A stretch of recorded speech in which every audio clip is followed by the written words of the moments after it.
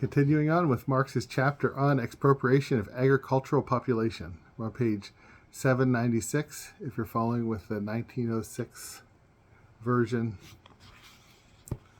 Whilst the place of the independent yeoman was taken by tenants at will, small farmers on yearly leases, a servile rabble dependent on the pleasure of the landlords, the systemic robbery of the communal lands helped especially, next to the theft of the state domains, to swell those large farms that were called in the 18th century capital farms or merchant farms, and to set free the agricultural populations as proletarians for manufacturing industry.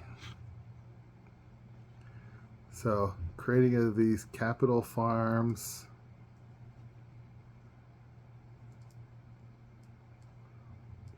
And that word freedom, right? They still use that word sometimes, right? Misuse it.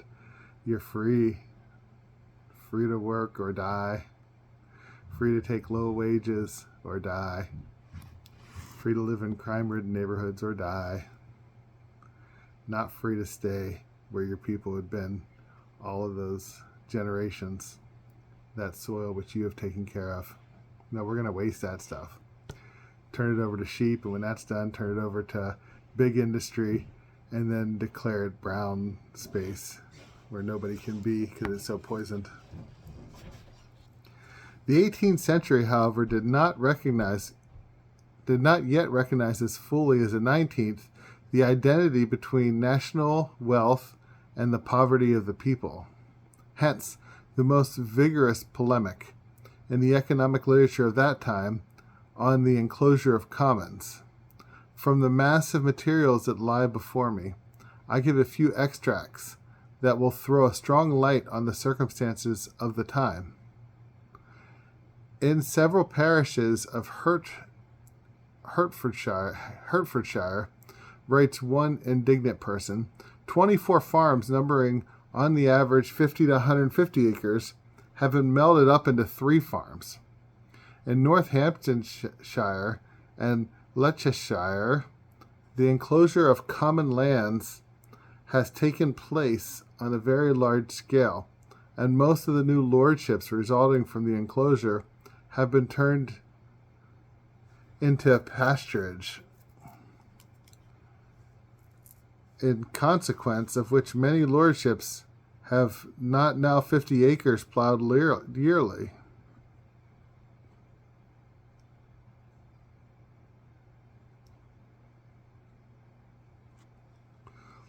In which 1,500 were plowed formerly. The ruins of former dwelling houses, barns, stables, etc., are the sole traces of the former inhabitants. It leaves ruins in its wake. And we see this too, right? We saw it in the cities, the ruins left in the wake in the 1950s, and now we see it in the suburbs. Ruins, former dwelling places.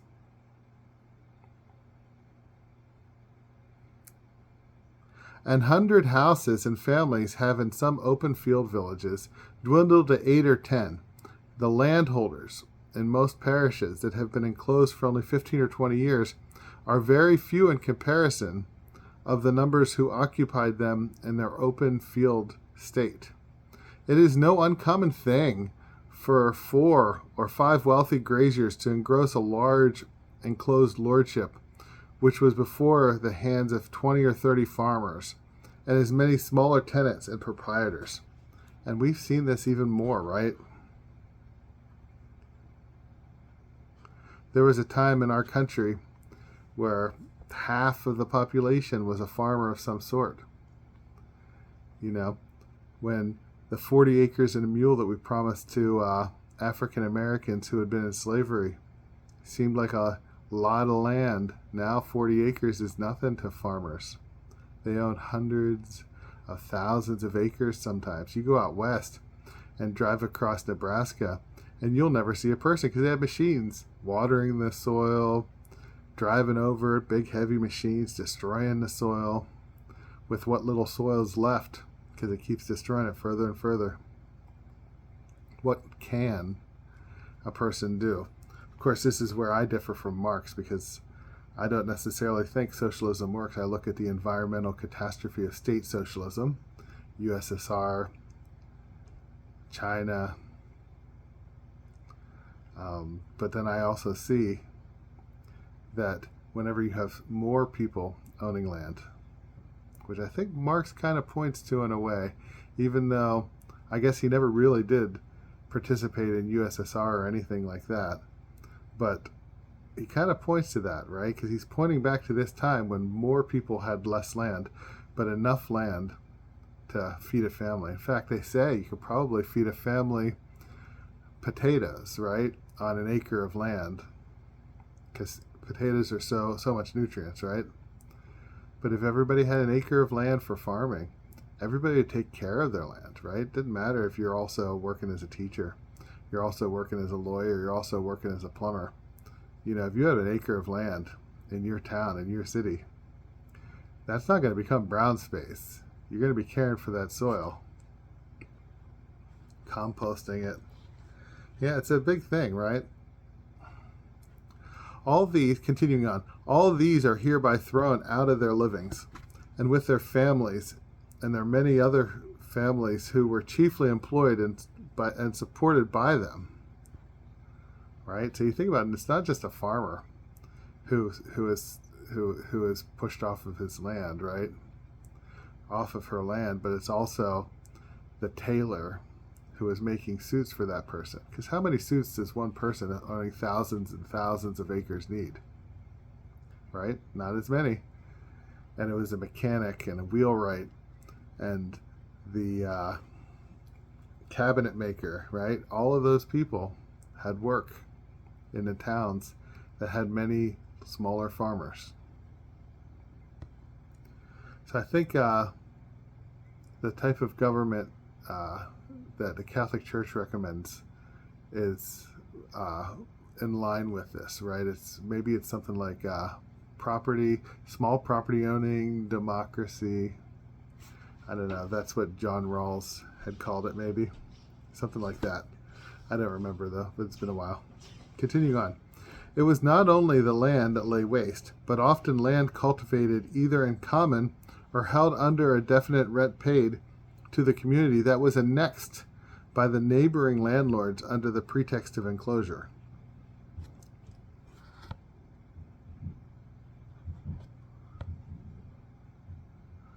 So just wasted land, including the commons, right? Continuing on.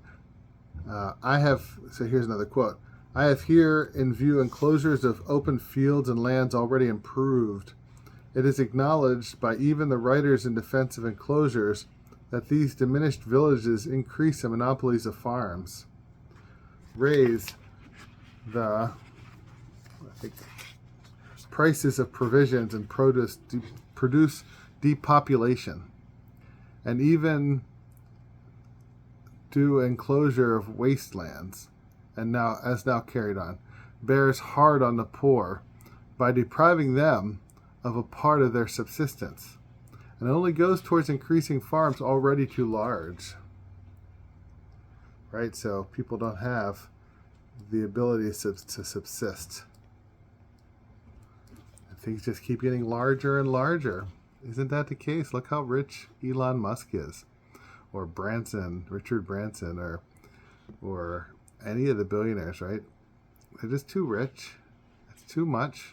One person cannot responsibly take care of that much property.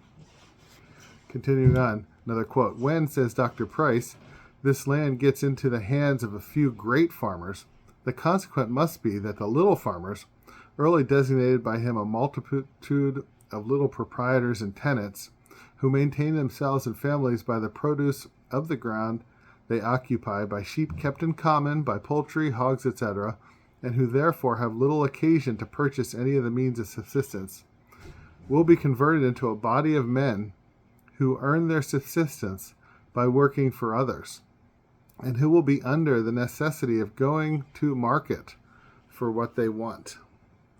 Forced market. Think about how all your pensions, right, have been forced market now, and now you just don't have any money to retire on because you were forced to take that money that would have been in a pension and put it into a 401k. And those are scams, right? You don't have money.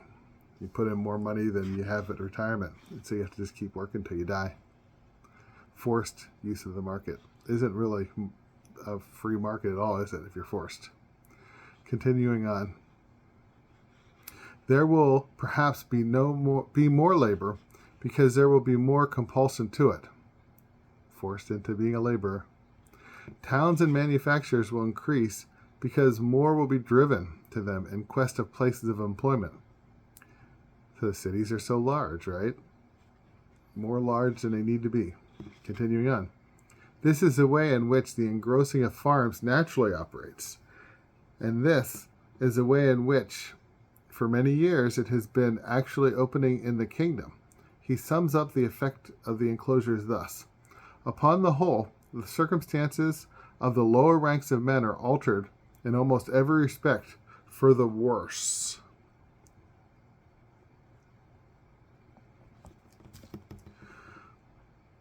For the worse. This is an important point. Capitalism wasn't for the better for most people.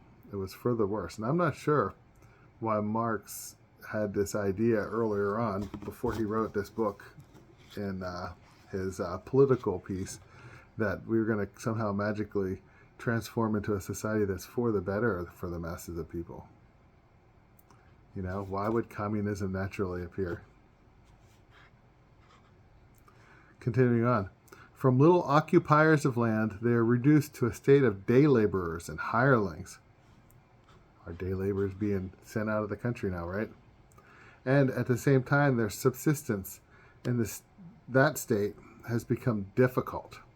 In fact, usurpation of common lands and the revolution in agriculture accompanying this told so acutely on the agricultural labors that, even according to Eden, between 1765 and 1780, their wages began to fall below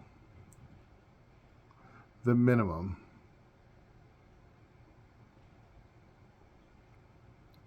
Right? Because you have too many workers, they have no choice but to work. When people were working their extra time, but they didn't need to because they had the basic subsistence in their 4 acres, right? They had enough corn to make it through the winter, so they didn't have to work. They could argue for better wages. But how do you argue for better wages now? So the wages began to fall below the minimum and to be supplemented by official poor law relief. Their wages, he says, were not more than enough for the absolute necessities of life. So, welfare becomes a way to supplement the low wages of the capitalists. It's the situation we're thrown into, right? And we're still in this, right? Not everybody is in this part of it, but we're still in it, aren't we? Seems so. Well, work and pray. Have a blessed day.